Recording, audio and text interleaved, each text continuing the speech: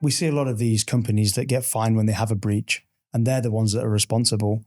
Why are vendors not responsible at the end of the day? When someone says we can stop malware, why are some of these companies not responsible? I know it's difficult because one company might have 60 to 80 different cybersecurity vendors that they're using at the time. So how do you sort of make it down to who is responsible? But I think it's quite an interesting conversation, that one. But Alex, as it is currently, no one's responsible.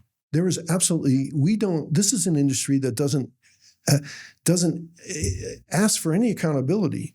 If you buy, I think when we were talking before, I said, if you buy a flat screen TV, you take it home, it doesn't work. What do? You take it back. Yeah. And yet if you buy a firewall that's supposed to prevent traffic from a certain port and you get traffic through that point, what do?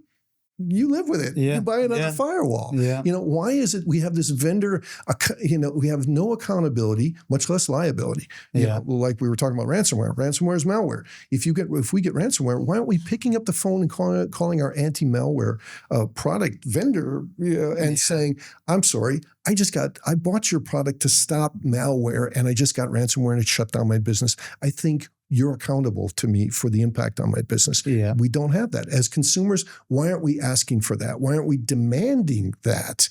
That same customer satisfaction that we see anywhere in the industry. I tell us, I've got a brother who he will return a glass of Coke because it doesn't have enough ice in it or too much ice in it, and yet when it comes to, protecting, he's got a small business, when it comes to suddenly getting a denial of service, he doesn't pick up the phone and call his internet service provider and said, you sold me an internet connection that is full with a DDoS attack. You saw the originating IP, you see my IP, you could stop that. Yeah. Internet's like a utility. It's like water or electricity. I mean, if water pipes broke from the city and flooded your home, you'd demand that, It is a very important thing to think about. You don't think about that, do you? Actually, no. When you look at it everyday life, you do take things back that are faulty, that don't work, that don't do what they say they're going to do. And why is that not the case in cybersecurity? It really is. I don't get it. And that's what I'm saying. I blame us. I blame myself. I blame all of us in the industry for A, buying stuff that doesn't work, and B, not taking it back and saying, I want better. Yeah. I want better. It's like when I was a kid growing up, we didn't have seatbelts in cars. I'm not kidding you.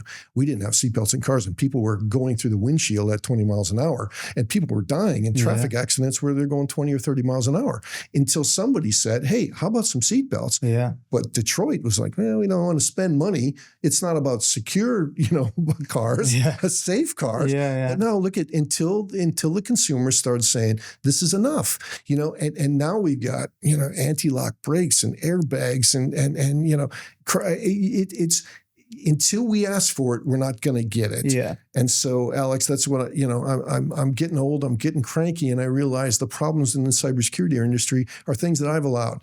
We should have all asked for better. We should have all demanded better. Yeah. First time a firewall let traffic through a port it shouldn't have been, and it was correctly configured.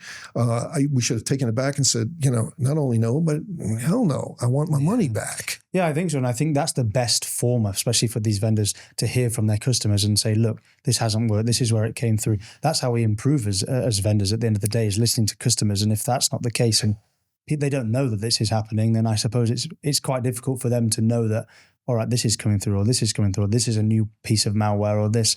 I think that the cybersecurity industry, in my mind, it's a lot like the pharmaceutical industry. Yeah. They make a lot of money on selling us products that treat the symptoms.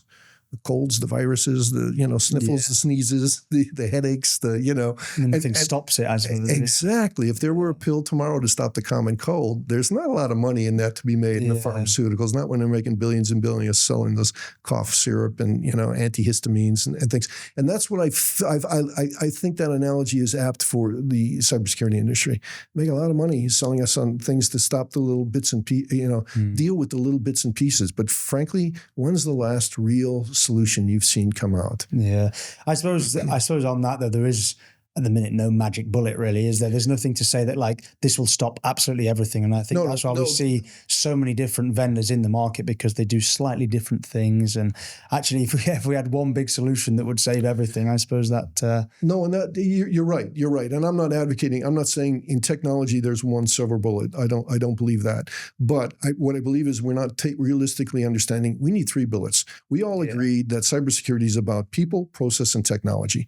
We've been talking for the last 10 minutes on technology problems, not process problems or people problems.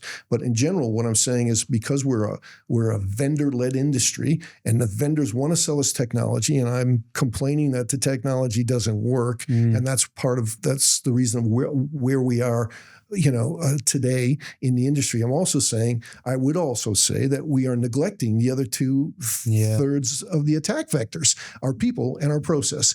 And I would stop and say, hey, have you seen anybody do anything really effective in security education, security awareness?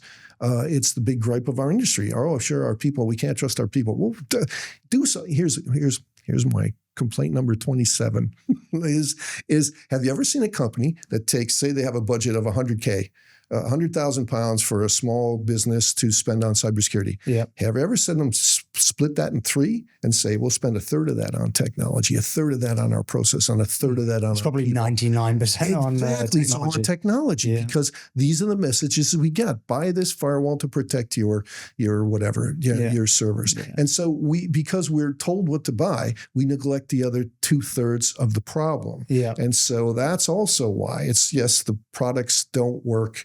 But the other part of why year after year, the breaches continually increases. Year after year, we continually neglect the other 2, our people in our process. Yeah.